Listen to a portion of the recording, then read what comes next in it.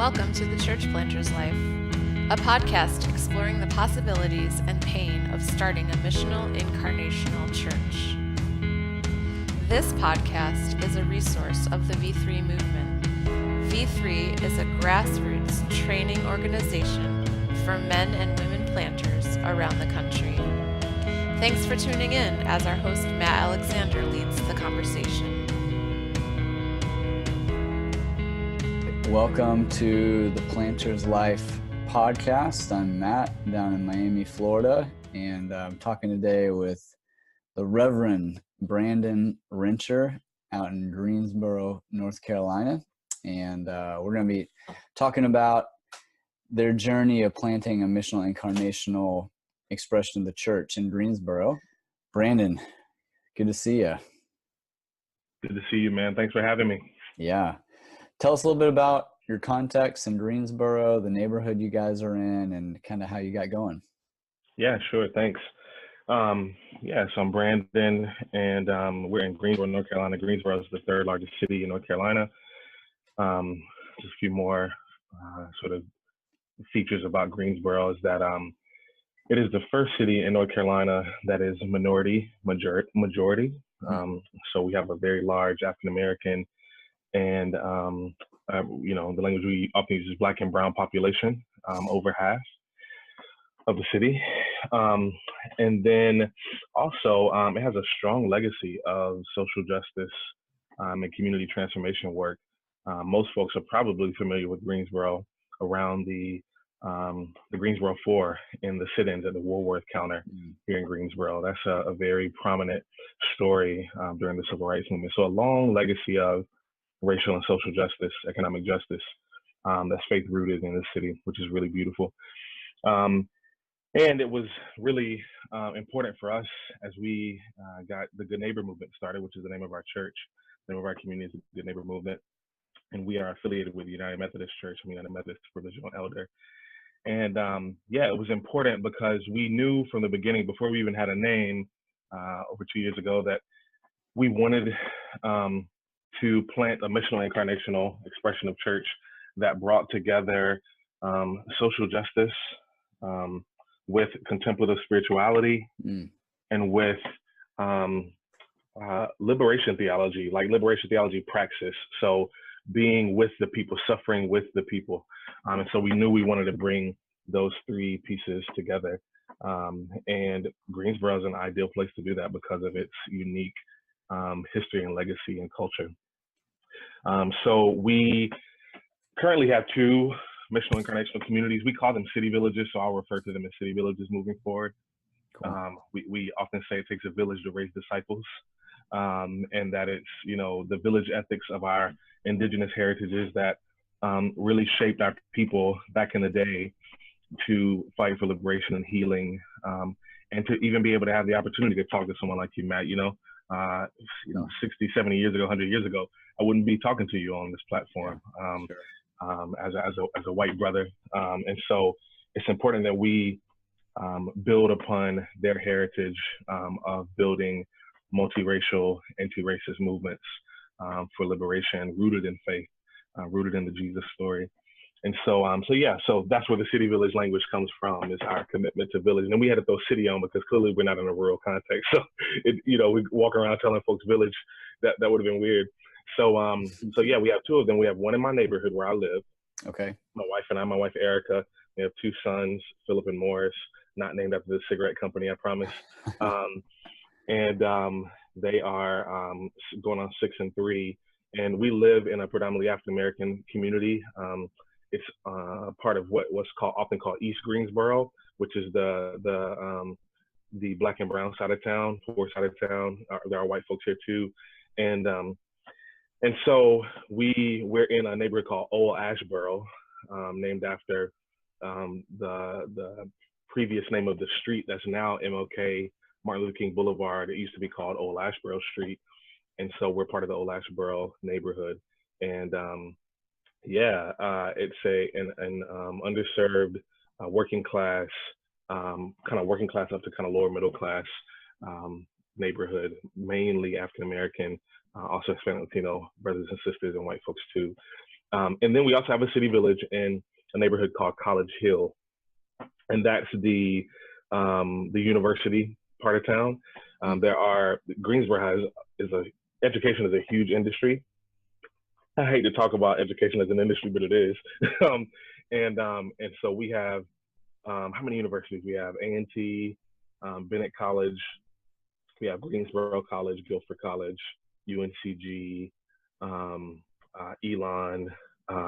There's Guilford Technical Community College. There's quite a few, and there's this one section of town that's kind of like the college part of town, and that's where we have another one of our city villages, and we meet in a coffee shop that's owned by an African American woman, middle-aged African American woman, who's also a member of the city village, and that area is very diverse, economically, racially, and it's just a neat area, and it's kind of surrounded by a lot of what you typically find on kind of a college town, college street, college strip, where there's a lot of restaurants, a lot of pubs, a lot of art places, a lot of third spaces there, and professional services offered, and then a lot of student housing, a lot of professors and professional class folks that live in the area, and then there's also a lot of poverty, a lot of homeless folks around too. So yeah, so that's a little bit about who we are, and yeah. Very cool. So, and how long have you guys been around so far? How long have you been? Yeah, going on 2 years. About 2 years. Yeah. Yeah. Very cool. So, sorry, go ahead. You're about to say something. Yeah, no, I was just gonna say, yeah, we had the way the United Methodist system is set up. Our polity makes it such that it's a little tricky to talk about how old we are because the bishops appoint us. And so we get the conversation going pretty early on. So, in terms of the full conversation, it's going on 3 years. So Okay. Very cool. Yeah. So I have some other questions, but I'm fascinated by, and would love for you to speak about how this kind of is fleshing out right now in the life of your community, this fusion between contemplative spirituality, the social justice tradition of the Christian faith, and liberation theology. Yeah. So how do those, that seems like a really, unique combination of different streams that you're trying to merge together. How does that play out? If I was to come and to hang out with you guys for a week, immerse myself in the life of the community for a week, how would I experience those? Yeah, that's a great question, Matt. The truth is, in my experience with folks, is that folks typically are drawn to one of those.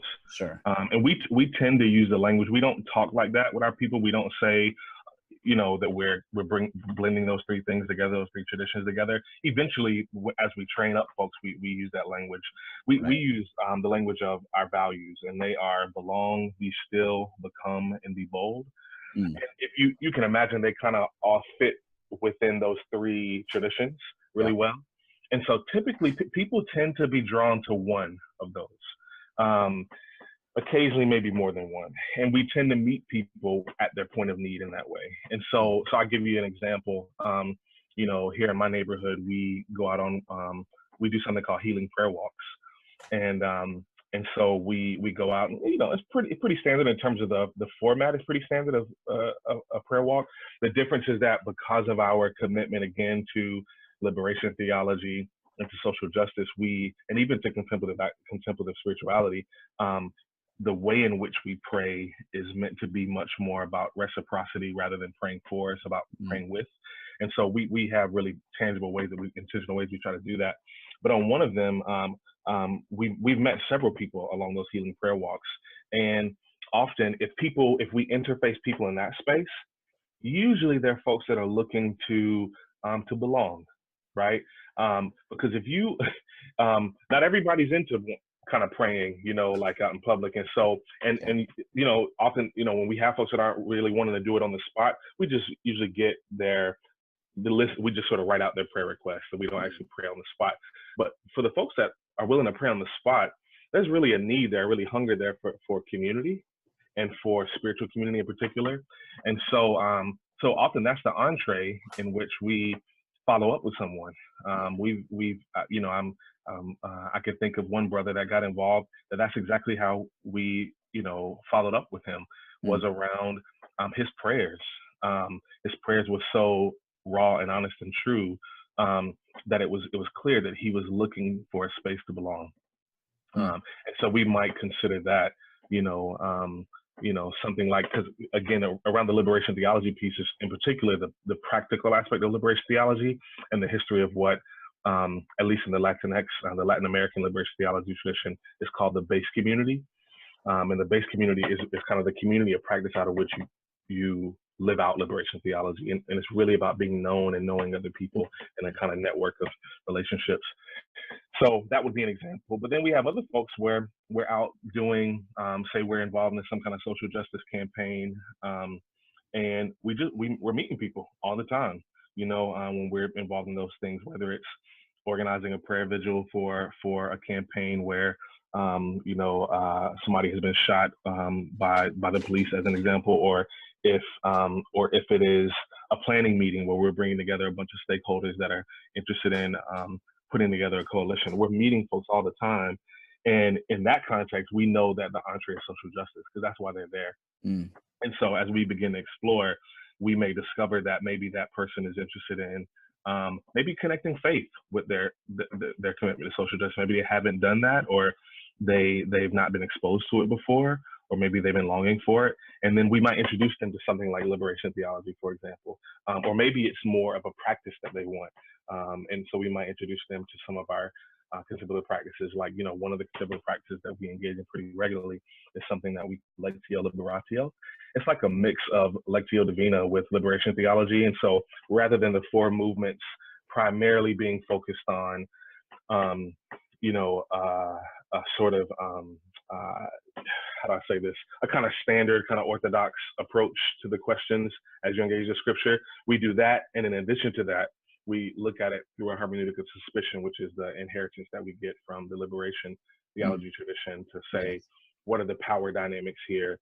Where is God seeking to bring healing and liberation? And so, so those are the kinds of things. And you just never know where people are wanting to really to really have an entree into a community like this. So we tend to connect mainly with folks at the intersection of those three things. They tend to be folks who, are already involved, or whether that involvement is mainly social media or the involvement is on the ground, kind of social justice stuff, or community engagement. They may not use the language of social justice. They may just be involved in their community, but maybe don't have a social justice framework yet. We tend to be engaged with those folks, which is really, really neat. Yeah. Very cool. Very cool. Mm-hmm. So, okay. So you have two missional communities that are happening right now. So tell us a little bit about, paint a picture of some of the kind of the basic elements or rhythms of those communities. How do they come together? How do they, how do they function? And specifically, like, talk about, what does discipleship look like in the context of one or both of those missional communities? Cool. Yeah, I appreciate you asking that. We try to, be simple and sticky, going off of the V3 language there. So we base our rhythm, our ruling rhythm of life, on those four values that I just shared: belong, be still, become, and be bold. We call it a covenant. Yeah. And so usually there's up under each of those four and we values or practices, we have one or two pieces or commitments that folks make, and that's unique to each city village because of the particular neighborhood. So, for example, and for us, living out all four of those is what it means to be a disciple. That's what it means to be being discipled in the way of Jesus, is to live out what it means to belong, to be still, to become, and be bold. And so, for example, in the city village in my neighborhood, belong looks like a weekly meal together. It looks like accountability partners. And that emerged very organically because we're in a residential area. And so we have homes, and we don't want to reinvent the wheel. So we already eat meals every night. And so we share life in the context of a dinner, and so, and that doesn't always include people that live in our neighborhood, but mostly people who live in our neighborhood. So, whereas in the City Village in College Hill, belong doesn't include food at all. It is much more of a kind of circle dynamic. Like we sit in a circle on couches. We call this coffee shop the living room of College Hill, because it just has a living room feel to it, where you can just kind of just the way that the owner and artist designed it, you just feel comfortable and it feels like sanctuary. And so we sit in a circle, and so belong looks more like just kind of circle time, in that City Village. Another example would be let's see, like Become and Be Bold, which are kind of like the community engagement arms of our discipleship. Become much more like the hospitality piece, the solidarity piece, and being bold is much more about resistance, and it's much more about innovation. And so in the City Village in my neighborhood, that looks like this weekend we went door to door asking people about their wishes for our new sheriff, because this past week, or you may have seen in the news, just this month, there's been, I think, over 200 families that have been detained, or people who, immigrants who have been detained by ICE, that have stripped families apart. And a lot of them come from Greensboro. And so a lot of people don't know that the sheriff has the power to really put a stop to that. And so we went door to door asking folks about their wishes for our new district attorney, who happens to be the first Black district attorney in our city. And so there's a lot of leverage there to be able to really talk about solidarity. So that's what, being bold looks like in my City Village, in my neighborhood. Okay. In the City Village in College Hill, that looks like we're revamping, recalibrating our community engagement in that City Village. But what has been expressed through our meetings here at the beginning of the year is to host just kind of low risk, safe, fun space for queer and trans people of color who often don't have a space in that community because of the kind of economic access that you have to have in order to be involved in the life of or the lifestyle of College Hill. Yeah. And so they're planning a bunch of events for the year that are just kind of low profile, and it's just come and just let's just be together and hang. And I think it probably will have something to do with the arts and music and that sort of thing. So that's what it looks like for them to be bold and become in that neighborhood. And all of these, again, as we hold them together in the context of our City Village, of our shared life together, of our missional incarnational community, is what it means for us to be on mission, to be discipled by Jesus, to disciple one another. And in different seasons, we're stronger in one or more.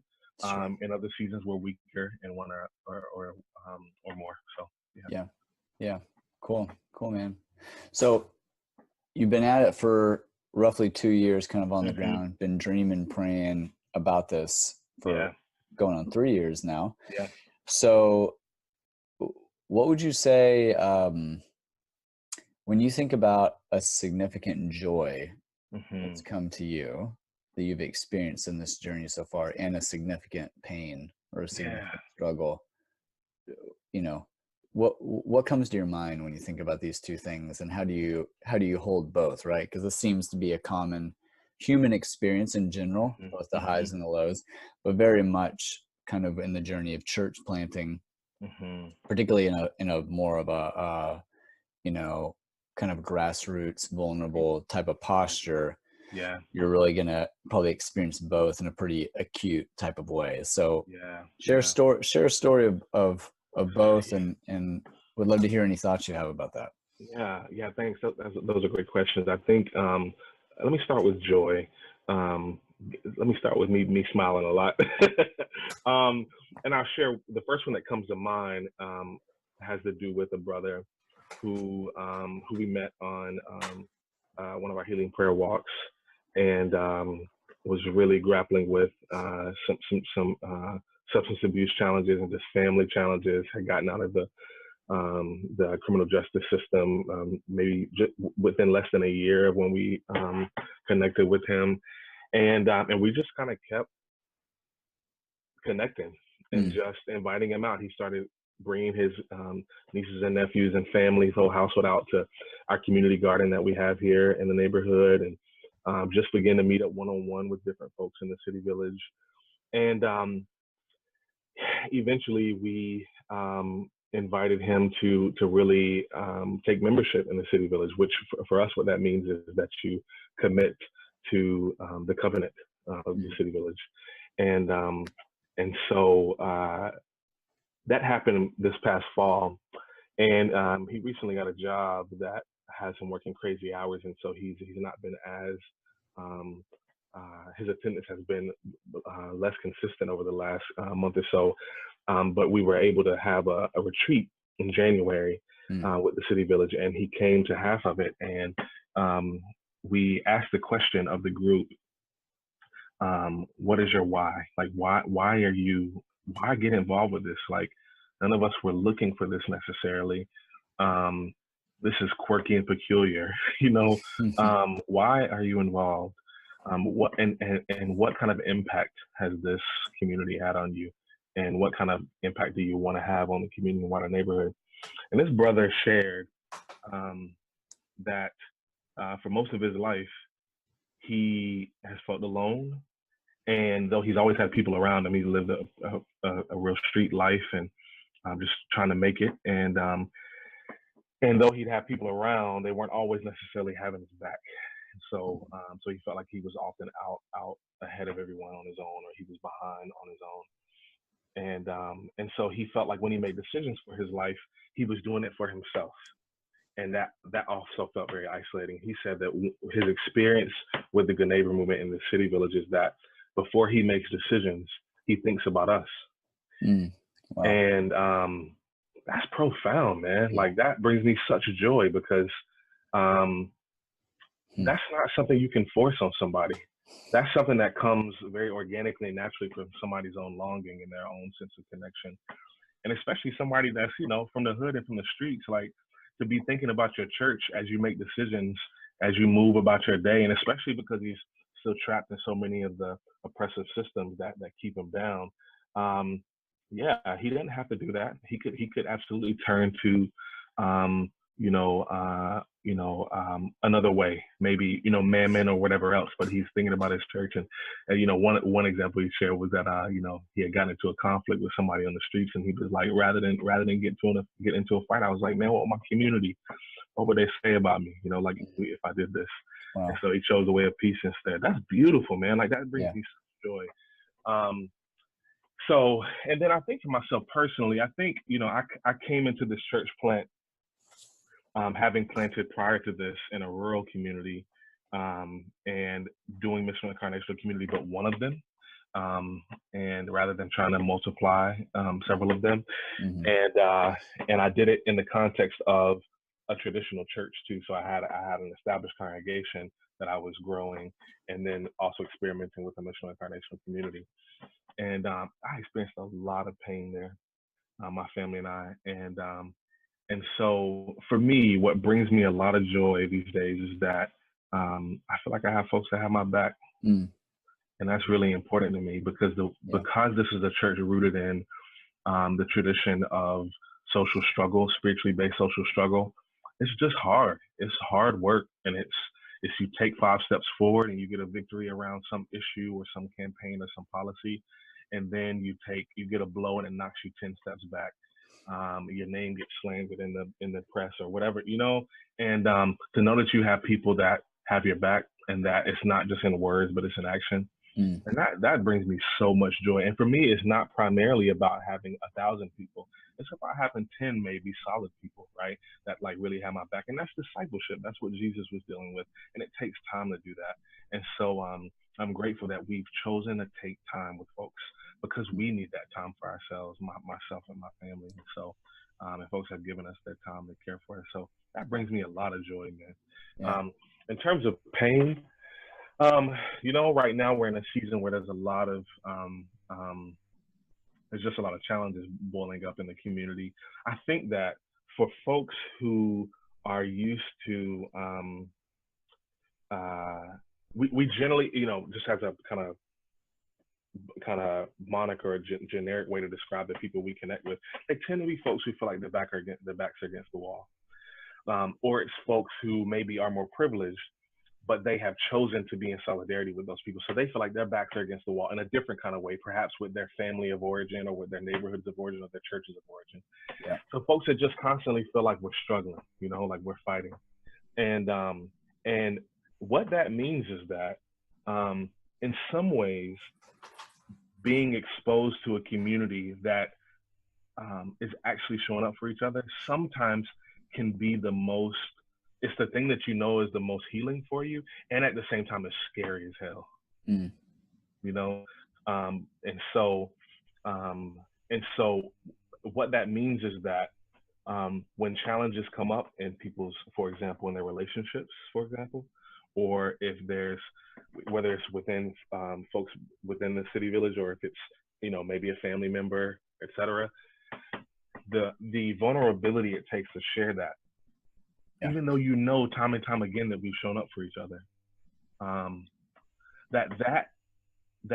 guess what I'm trying to get is that I feel pain. I am empathetic with the conditions that have shriveled our hearts in such a way that even when we've been proved otherwise, that this community is reliable and shows up for each other, that it's so easy to return back to the shriveled heart. Yeah. And I lament the fact that we've experienced so much harm and abuse that can tend to be our default mode. But we don't stay there, which I'm happy about, right? It shows examples of joy, but I lament that, man. Yeah. Which to me shows the need for a community like this even more. Wait a second, Philip. A community like this even more because of our need to continuously be bandaging the wounds of one another and really trying to get to the root and bring healing. So, yeah. That's good stuff. Thanks for sharing, dude. Yeah. Yeah. Hey, I'm going to kind of wrap up our time together. But if people want to connect more with you and the Good Neighbor movement, what you guys are up to, how could they find you online? How could they stay connected with what you're up to? Yeah, check out our website, goodneighbormovement.org. You can sign up to receive ongoing updates and that sort of thing, newsletter, et cetera. Watch our blog. We try to blog as much as we can when we have the time to share stories about what's going on in the community. So that's another way. Also on Facebook, we have a Facebook page, and we have Instagram, so you can look us up there, Good Neighbor Movement, to follow what we're up to. That's probably the best way. And then, if you're interested in keeping up with the local news outlets here in Greensboro, you'll probably see one or more of us involved in local social justice issues, trying to do good in our neighborhood. So, yeah. Cool. Very cool. Thanks again for joining us and chopping it up for a little bit, dude. Thanks, Matt. I appreciate y'all. Yeah. We hope you discovered something meaningful in this podcast for your church planting journey. To connect with our training, tribe, and tools, go to thev3movement.org.